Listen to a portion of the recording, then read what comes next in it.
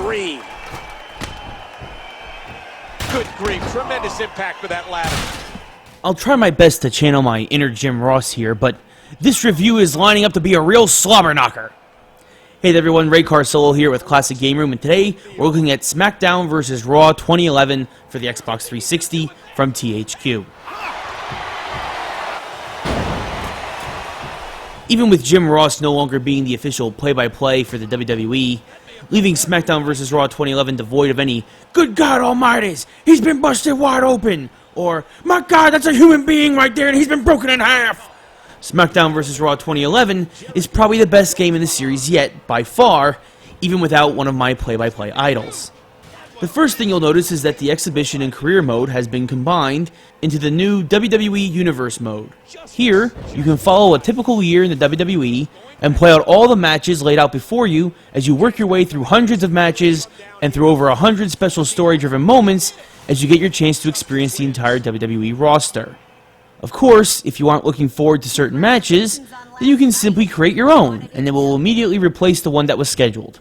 I could really care less about a tag match between the Straight Edge Society and DX. I want Randy Orton and Triple H in a Hell in a Cell match instead. The Viper versus the Cerebral Assassin. Now that's entertainment! But that's the big focus on this year's game. Customization. And if you love customization, then you are going to go nuts over this game. From the always impressive Create a Wrestler to the brand new Create a Finisher, and even create your own fan sign, you'll truly be able to make this your very own WWE Universe. See? People in the audience already know how much CGR rules. If you're not one for the WWE Universe modes, or not really big into customization, there are also 5 special storylines devoted to particular wrestlers and their road to WrestleMania. Whether you plan on being the man to take down The Undertaker's undefeated streak, or simply want to make sure John Cena gets the WWE title back, these stories play out like a regular WWE storyline without having to wait a week between episodes of Raw or dropping $50 onto each pay-per-view. From that big boot, and he does it one more time.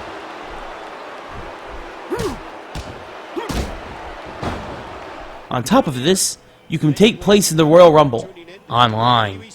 Jump right into the famed 30-man over-the-top rope match that has been a WWE staple for years, and have the added difficulty of facing human opponents as you try to button mash your way to victory in classic SmackDown vs. Raw fashion. But speaking of button mashing, for the most part, that's been eliminated from the game. Now, most grapples and more complex moves are simply done with a flick of the right joystick, and finishers and reversals are more about one-button timing than mashing any single button into submission. And with the new physics engine implemented into this game, you'll be using these simplified controls to lean ladders onto one another and drive opponents through tables in no time at all, as even the greenest of newcomers to the SmackDown vs. Raw series will be able to pull off some truly unbelievable maneuvers through every match that exists in the WWE. There are a couple of problems with the game though. The visuals are stunning and the wrestlers have never looked better, especially with live video of their Titantron videos for their entrances, but there are enough glitches that I had to take note of it. From falling through ropes, tables, and the ring at times, to the game just freezing when trying to do some of the more visually taxing matches like the Inferno match. You might scratch your head a little bit at some of the visuals. It is understandable though, considering how many new features have been added to this game, that a few glitches are forgivable.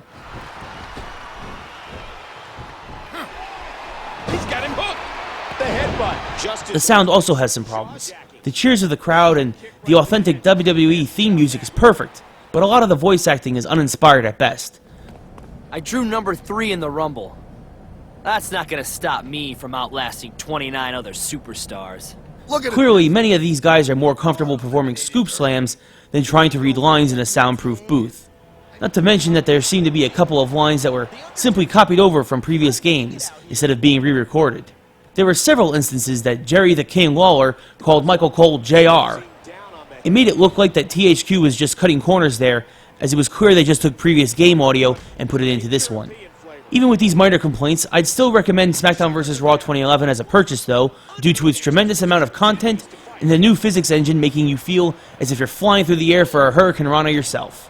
Throw in the online Royal Rumble mode, and you've got yourself a keeper for any wrestling fan out there. But a combination of blows. I'm confused. There wasn't a clear winner to this match. Sure looks to me like Undertaker came out on top. But he wasn't even supposed to be involved in the match. What's going to happen? I see a big meeting in the near future for the WWE Board of Directors. Hopefully this will all be cleared up soon. Who's going to face the dead man at WrestleMania?